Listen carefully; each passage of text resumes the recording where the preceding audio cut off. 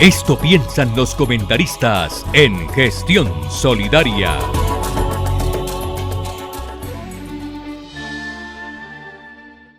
Muy bien.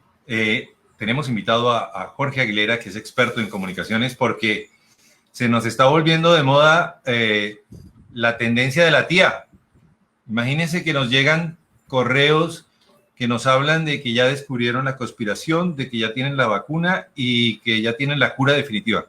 Y en ese día a día se está uno alimentando permanentemente las endorfinas, la serotonina y todas esas sustancias que en el cerebro vuelan y que lo mantienen a uno alerta. Jorge, ¿cómo evitar las fake? ¿Cómo se dice, saben? Fake news. Fake news. Fake news. Bueno, eso. En Europa dirían, en España dirían los bulos. Los bulos. Los engaños. ¿Cómo? Noticias engañosas. Bueno, voy a llamar a mi hija que ella sí habla inglés. Ahí queda, Jorge, explíquenos, ¿cómo evitar eso? Bueno, lo primero hay que devolvernos un poco a temas conceptuales. Antes de hablar de la mentira, debemos hablar de la verdad.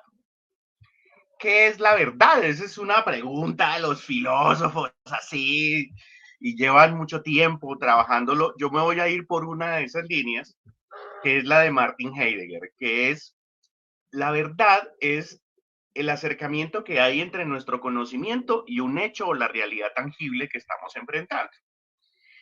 Ahí vamos a hablar de una realidad subjetiva, es decir, mi lectura de eso, pero solo mía, como para mí. Yo voy, miro y digo, mi percepción sobre esa realidad es X. Muy bien. Ahí hay que objetivar la verdad, es decir, necesitamos de los demás, que los demás también opinen sobre esa realidad para más o menos hacernos a una idea de que efectivamente, pues nuestro criterio y nuestra percepción sobre esa realidad es válida. Ahí es donde va a suceder algo bien particular, que es todo el boom que estamos teniendo de información falsa, que además no es nueva. Ya veníamos con muchas críticas de información falsa, incluso que habían generado los mismos medios de comunicación. Hay un libro que es muy interesante que se llama Confía en mí, estoy mintiendo. Es de un norteamericano que decidió abrir una serie de grupos y de páginas en internet de supuestos institutos: el Instituto Holandés para el Análisis de cualquier cosa, el Instituto Belga de Análisis de cualquier cosa, y a partir de eso generó un montón de comunicados en Estados Unidos y, oh sorpresa, los medios empezaron a replicar esos boletines y esa información que él generaba. Al año de esta situación, él publica el libro y les muestra que esas páginas que ellos estaban mirando pues eran falsas, que eran parte de un engaño, y que lo que buscaba era generar pues un llamado de atención por la falta de verificación que estaban teniendo los medios de comunicación frente a sus fuentes. Los puso a decir cuánta bestialidad. Entonces allí vienen dos elementos que van a ser claves. Hay información falsa que puede surgir por falta de pericia de quien comparte la información.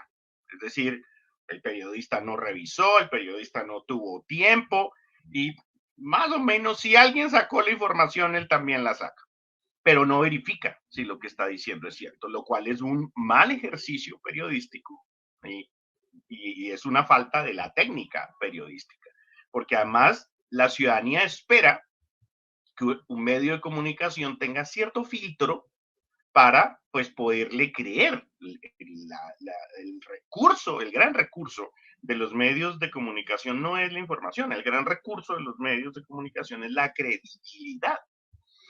Muy bien, ya partiendo de ese error que puede ser ahí un tema de, como les decía, impericia o falta de técnica, viene el otro componente cuando ya es una falta de ética. Ahí cuando vamos a hablar de deshonestidad. Ahí ya la persona arma información falsa con la intención o el interés de generarle un daño a la reputación de alguien. O, como estamos viendo muchas veces en redes, para generar más visitas a un sitio. Mucha de la información falsa que se está dando se debe a que buscan que lleguen muchas visitas a un sitio y a partir de eso vender publicidad. Entonces inventan unas cosas súper estrambóticas, muy emocionales, porque buena parte del impacto del fake news es eso, tenga un tema emocional, y entonces llega un montón de gente y resulta que la información no era falsa, y ahí entran las tías, el famoso WhatsApp de las tías. Entonces las tías le envían a uno un montón de información, y hay incluso movimientos políticos que se fundamentan en eso. Hay movimientos políticos que tienen un gran potencial electoral en personas muy mayores, y entonces les mandan un montón de información falsa para hacerles creer ciertas cosas y con eso generar cierta favorabilidad política. No nos vamos a ir tan sofisticados, pero de pronto la gente lo hace de buena voluntad, pero no mide de dónde viene la información. Y ella confía de que viene de una persona a la que ella le cree, pero esa persona también le cree a otra que le cree, y así sucesivamente. Sí, ahí es muy importante verificar muy bien cuál es el origen de esa información, poder contrastar con alguien, y ojalá que sea una persona cercana al hecho. Es decir, si les llega información del coronavirus y demás, busquen al sobrino médico, busquen al primo médico, ese tipo de cosas. Si uno pregunta esto qué es, y ahí le meten su regañada a uno, primo, ¿cómo se le ocurre? Pero ya uno va sabiendo qué está pasando. Ahora, también, y algo que estamos viendo muy por estos días, llevan una semana más o menos mostrando informes de información falsa para generar pánico en España, incluso con participación de medios de comunicación, por titulares muy responsables. ¿Y qué hay detrás de eso? Hay estrategias políticas. La idea es desestabilizar gobiernos a partir de generar información falsa.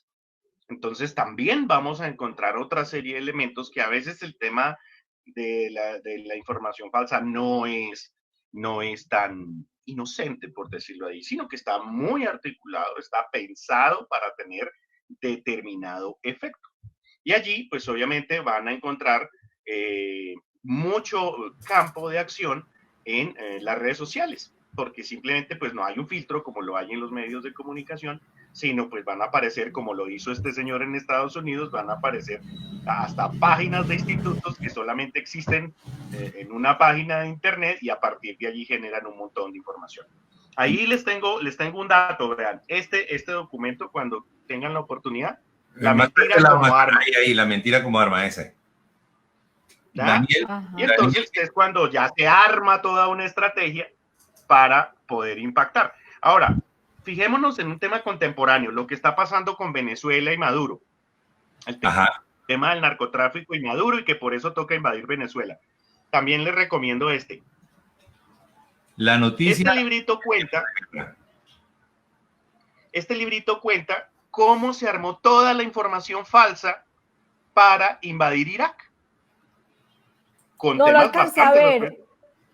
Jorge, otra vez porque no lo alcancé a ver. María Emilia, las noticias en tiempo de guerra. Ok, gracias. O sea, ya hay una conspiración ahí para aprovechar en Río Revuelto. Básicamente, 2 empresas de petróleo querían el petróleo de los iraquíes. Las familias dueñas de esas empresas, en ese momento muy influyentes en el gobierno de los Estados Unidos, deciden invadir Irak, y para eso montan todo el tema de las armas químicas, armas de destrucción masiva, etcétera, etcétera. De hecho, posteriormente han salido hasta películas. Las más recientes se las recomiendo. Se llama Documentos Secretos, y muestran cómo arman todo el tema falso para poder justificar meterse a Irak y robarse el petróleo. Entonces ahí van a ver también cómo se construye información falsa desde otros escenarios. María Emilia. Es decir que desde ahorita, digamos, todo lo que está pasando con Trump, del barco que envió y todo, también puede ahí haber mucha manipulación por intereses, ¿no? Creería yo. Claro, de hecho, si ustedes tienen la oportunidad de verificar con organizaciones que estudien bandas criminales, eso se puede encontrar en internet con mucha facilidad. Miren las rutas del narcotráfico hacia Estados Unidos. Las rutas del narcotráfico hacia Estados Unidos salen desde nuestro Pacífico, del Pacífico colombiano, y entran por Centroamérica, principalmente Guatemala y México. Si sale droga por Venezuela, van a ver ustedes en esos mapas que la incidencia es francamente mínima y generalmente va hacia Europa. O baja hacia Brasil para irse a Europa. Entonces, ahí encuentran ustedes unas incongruencias bastante particulares sobre este tipo de información. La idea es buscar una excusa y sobre esa excusa, pues, generar una guerra, pero esa guerra trae oculto algo, ¿sí? Alguien va a terminar buscando un beneficio para este tipo de temas. Jorge, ayer salió en Publimetro, me enviaron de todas estas noticias que uno no sabe si creer o qué, que estaban investigando a Zoom. Zoom es otra plataforma de estas que estamos utilizando tanto. Dice uno, bueno, es Publimetro, pero ya no sabe uno si creer o no. O sea, yo me quedé, dije, bueno, ni la mandé, porque pues dije, esto no sé qué tan cierto sea. Mira, el libro más importante para un comunicador hoy es este. El enemigo conoce el sistema. De Marta Perlano. Es sobre cómo te espían, cómo espían tus datos y cómo venden tus datos. ¿De acuerdo? Esta es la denuncia que se está haciendo a Zoom, pero además ahí la explica Marta Perlano con un detalle impresionante. Y vas a empezar a comprender cuál fue el lío de Cambridge Analytica, por qué me terminó metido en el lío de Cambridge Analytica Facebook, y ahí vas a ver a qué se debe eso. Esto es, miren, hay un asesor español que se llama Ramón, y él dice, si es gratis, el producto es usted. Así es, si es gratis, van por tus datos. Pero expliquémosle un poco a las personas que nos están viendo qué es lo que pasa con Zoom. Bien, pues básicamente es una plataforma para hacer videos como los que estamos haciendo, y el tema es que registran, cuando tú te registras, pues te van a pedir una serie de datos y información y entran, y desde ahí pueden suceder muchas cosas. Incluso que entren hasta las claves del computador. Eso, por ejemplo, ha sucedido con algunas plataformas. Hackean, o realmente el término es craquear la plataforma. Craquear es fracturar la estructura interna de la plataforma para que, por ejemplo, yo pueda tener acceso a los computadores de los usuarios. Eso se hace con software. Y a partir de ahí ver si la persona, por ejemplo, ha utilizado su banco desde ahí. ¿Y qué claves ha utilizado para poder ingresar a su banco? Imagínate la gravedad del asunto. Ahí van a meterse con la plata. Ahí te van a empezar a aparecer cuentas de tu tarjeta de crédito tomando taxis, Cabify en Ciudad de México antes de ayer. Te va a aparecer una compra de una cámara de video en Sydney. Y eso que solamente estoy hablando de un ataque a tarjetas de crédito. Y un ataque pequeñito. Para adelante, tus datos van a servir para todo tipo de campañas. Y esos datos, y hay unos que son muy inteligentes, no se roban toda la tarjeta, sino que te ponen un pago de 10,000 pesitos y te tienen ahí 3 años, 5 años y tú no te enteras. Exactamente, esos son los pagos de Cabify, ¿sí? Son 5,000, 20,000 que tú dices, pero no de marcas, pues no le pone atención. El colombiano nunca mira sus recibos, él simplemente dice cuánto es y ya, ahí viene. Porque van a tumbarle pague eso y ya salimos de ese problema. Pague eso. Además, sí, hay una cosa que se llama la indefensión aprendida. Usted ha llamado a que le cancelen un servicio. Eso está diseñado de tal manera que usted se agote más o menos a los 45 minutos o al tercer día. Pero está hecho de tal manera y todo el libreto está escrito de tal manera que usted se termina derrotando. Se llama la indefensión aprendida. Quiero cancelar. ¿Cómo nos defendemos? ¿Cómo nos defendemos ahí, Jorge? Pues básicamente hay que saber, hay muchas invitaciones que vienen para utilizar un montón de plataformas. Hay otro documento muy bueno que se llama la dietética digital. ¿De qué? Muy interesante. La dietética digital, es decir, somos glotones consumiendo tecnología, nos afiebramos, a eso también hay que ponerle una dieta, porque en esos vacíos donde estamos compartiendo muchos de nuestros datos es donde se generan ese tipo de problemas. Y ese botoncito de acepta los términos o no puede seguir, uno termina aceptando o aceptando, porque no hay Exacto. otro. Acepta los términos o acepta los términos. O Jorge, muchas veces toca desinstalar. Bueno, hay otro mecanismo y son los cortafuegos, ¿no?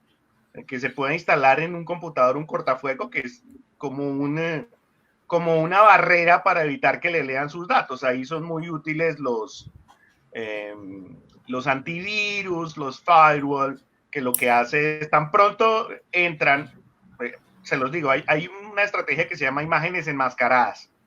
Entonces una imagen enmascarada les puede llegar. El incógnito. No, les llega, por ejemplo, les llega su WhatsApp y ustedes dicen, hola, Alfredo, María Emilia, mi hija está participando en el concurso de disfraces del colegio, vota por él, por ella, ¿sí? Y entonces usted ve la foto de la niña y le dan clic. Resulta que detrás de la foto lo que hay es una imagen que dice acepta manejo remoto. Y entonces queda uno manejando su teléfono, manejando su computador. El escándalo del año pasado de las figuras de Hollywood que empezaron a aparecer desnudas en las redes fue así. Les mandaron unas imágenes, aceptaron y el personaje terminó manejando la cámara de los computadores. Entonces cuando salían de la ducha y tenían el computador en el cuarto, pues este personaje hizo y deshizo con la vida privada de estas personas. Afortunadamente está preso. Gracias. Google tiene una cosa, perdón. Me dieron café. Ah, bueno. Google tiene digamos, una cosa que uno puede navegar supuestamente sin que lo vean, que es ese incógnito. ¿Eso ayudaría de cierta manera para que no lo sigan a uno? Sí, para que no puedan identificar. Sí, la respuesta es sí. O sea, que sí se tiene que meter uno más por ahí. Deben evitar, bueno, truquitos para cuando la cosa es... Para nosotros los periodistas, que ahorita hemos visto que hay todo un sistema montado para estudiar periodistas, truquitos. Ponga en modo avión el teléfono. Cuando esté en una reunión importante, ponga en modo avión el teléfono, evite que lo estén escuchando, porque desde que esté prendido pueden encender el micrófono del teléfono. Pero eso entonces funciona, usted lo pone ahí en que modo avión funciona. y ahí ya, usted puede escuchar música para usted solo. Ahora, que no se le olvide, ¿no? Porque si no queda uno desconectado después de salir de la reunión. Pero hay ciertos elementos que sí es necesario tener en cuenta y buscar la privacidad de los datos. Es básicamente eso. ¿Qué va a suceder? Hoy, por ejemplo, un tema para estrategias de comunicación se llama microsegmentación. De hecho, esas campañas de información falsa tan peligrosas la hacen con microsegmentación. De hecho, pueden hacer incluso estrategias psicológicas. Ustedes han visto que muchas personas que a veces están en la red empiezan a quejarse de depresión. Por ahí hubo un escándalo con una bodeguita de unas personas que se dedicaban a acosar periodistas y jueces y en general personas en la red. Lo que hacen es microsegmentar, o sea, a partir de una base de datos empiezan a ver a qué le das likes, a dónde pones la carita de bravo, dónde pones la carita de feliz, dónde está la carita de sorpresa. Todo eso va a unas bases de datos. Y esas bases de datos pueden dar un perfil de conducta de la persona. Todo eso está estudiado. Tú acabas de mencionar la empresa que hace ese tipo de estudios. Pues simplemente si consideran que la persona, como también apareció en otra base de datos, es oposición, pues montan un software para llenarte tus perfiles de basura. Empiezas a tener unos amigos que tú ni sabías que tenías en unos grupos. Y básicamente desde que te levantas vas a tener acceso a información negativa. Es como si contrataran un camión de basura para que cada 2 horas esté botando basura en la puerta de tu casa. Pero lo hacen a través de la red. Entonces tú miras tu red todo el día y es pura información negativa. La persona termina deprimida, y es un ataque de guerra psicológica que se hace a través de microsegmentación y lo hacen grupos como este grupito de la bodega. Que es como ahorita estamos con el COVID-19, qué cantidad de información que llega un momento que dice uno, si leo uno más, creo que me voy a colgar, más o menos, en serio. Bueno, eso tiene pros y contras, ¿no? O sea, hay que ver muy bien el trasfondo. Yo creo que uno de los elementos de este proceso en comunicación, hoy en comunicación, la comunicación se analiza desde 3 escenarios. Son los escenarios físicos, es decir, toda la estrategia que puedas hacer a través de piezas tangibles, de piezas impresas, de piezas que puedas tocar. Otra es la estrategia que puedas hacer en aire. En aire son los medios de comunicación, una estrategia de relaciones públicas, free press. Sí, desde que tú estés al aire, como están muy bien acostumbrados, eso es una estrategia de aire. Y esto que estamos haciendo son estrategias de agua, son escenarios líquidos. ¿Cómo sabes que estás entrando en un escenario líquido? Simple, porque estamos utilizando un navegador. Tan pronto utilizas un navegador, estás entrando en un escenario líquido. Los escenarios líquidos tienen otra forma de comportarse, son horizontales. Hay un autor que se llama Martin Lindstrom y él habla de la teoría de banco de pez. Y funciona así, no es lineal como funcionan los mass media, toda la teoría de McLuhan, todo en un solo sentido, una sola fuente y hacia la masa. No, aquí toda la masa tiene cámara. Entonces interactúan entre ellos, y entonces se comportan es como un fluido. Allí van a suceder pros y contras, que puedan engañar a la gente como hizo Cambridge Analytica. Cambridge Analytica fue la que sacó el primer algoritmo para hacer los engaños emocionales de los cuales les estoy comentando. Leer el perfil de conducta de la persona y sobre eso ver cómo manejo su percepción de la realidad. Y ahí engañan a la gente y la ponen a hacer estupideces. El otro componente es que, por ejemplo, si no fuese por los primeros videos de los médicos italianos alertando el tema, porque fíjense, China, yo estoy de acuerdo que guardó silencio en muchas cosas que estaban pasando y eso generó que mucha gente fuese tomada por sorpresa con esta cosa del COVID. Fue por los médicos italianos que empezaron a hacer los videos diciendo esto es muy grave, miren lo que está pasando, no tenemos medicamentos, hasta los médicos están enfermando, y después los médicos españoles que no sé si ustedes se dieron cuenta, pero todos empezamos como a guardarnos en nuestras casas, ¿sí? Por eso cuando Claudia López y cuando Ricardo, el gobernador del Tolima, empezaron a llamar a guardarse en las casas, que Duque saca el decreto de que tienen que pedirle autorización, pues casi que hay desobediencia civil. La gente le dijo, no, pues mátese usted, nosotros no.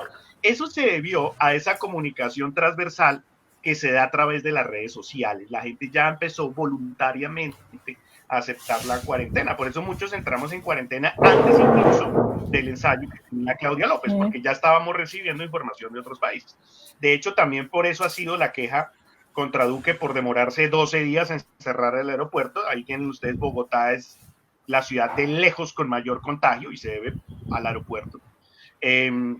Fuera de eso, cerró la frontera que no era, fue y cerró la frontera de Venezuela, y el país que tiene muertos en cantidades es Ecuador, ¿verdad? Entonces ahí es donde la gente dice, no, esa estrategia dialogante de redes es una gran ventaja porque construye un escenario relacional y de conocimiento. Entonces ahí se genera un canal bastante interesante. La salvedad es esa. También es aprovechada. Yo en unos días voy a hablar con el que está haciendo los informes de información falsa. Voy a hacerle una entrevista el martes en España. Y es un tema netamente político. Son bots generando pánico y lo que buscan es desestabilizar el gobierno. Irresponsable, por supuesto, es una cosa absolutamente irresponsable. Claro. Ahí es donde ustedes van a ver que hay otros personajes que tienen otros intereses. Afortunadamente, las fake news tienen una característica muy curiosa. Son muy fáciles de soltar en la red, pero también es muy fácil que te desmientan. Las personas, tú pones una mentira y en minutos te llega de una vez, es falso, Entonces ya la gente también está aprendiendo a manejar estos escenarios líquidos. Los escenarios líquidos comenzaron... se considera que los escenarios post-media, vamos a hablar de mass media en términos de comunicadores, y post-media, el mass media termina más o menos en el 96, que es cuando comienza todo el boom de Internet y se genera otro tipo de comunicación de la cual todavía estamos aprendiendo. Jorge, ya para redondear, ¿qué le digo a mi tía? ¿Que no le siga creyendo al WhatsApp? Bueno, ¿qué hay que decirle a la tía? Hay que ayudarle a identificar los sitios de noticias falsas.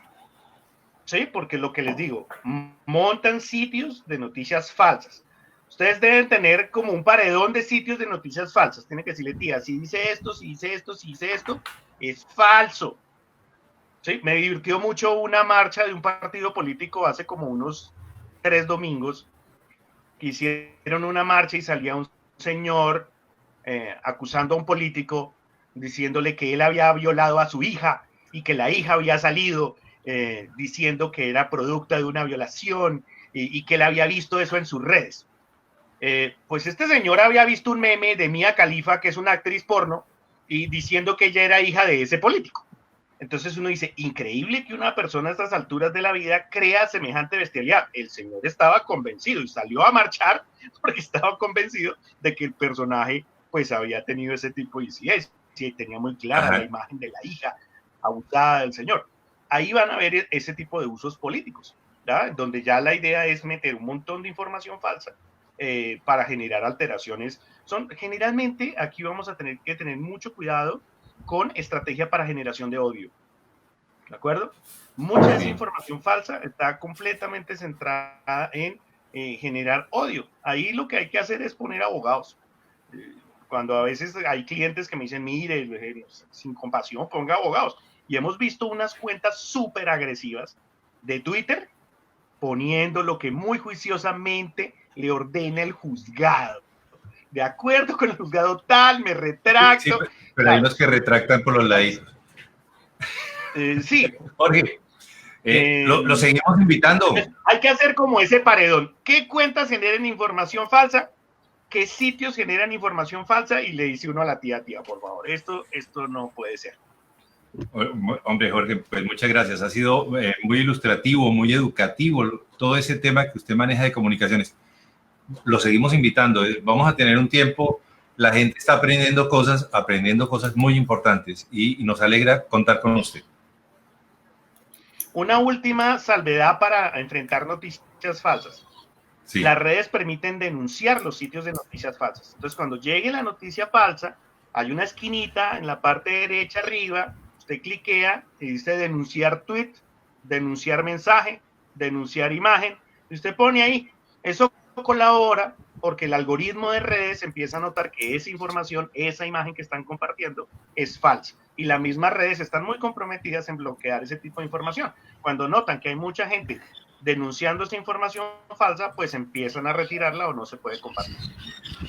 Pues muchas gracias. Es Jorge Aguilera, experto en comunicaciones estratégicas, profesor universitario en diferentes regiones del planeta. Muchas gracias, Jorge.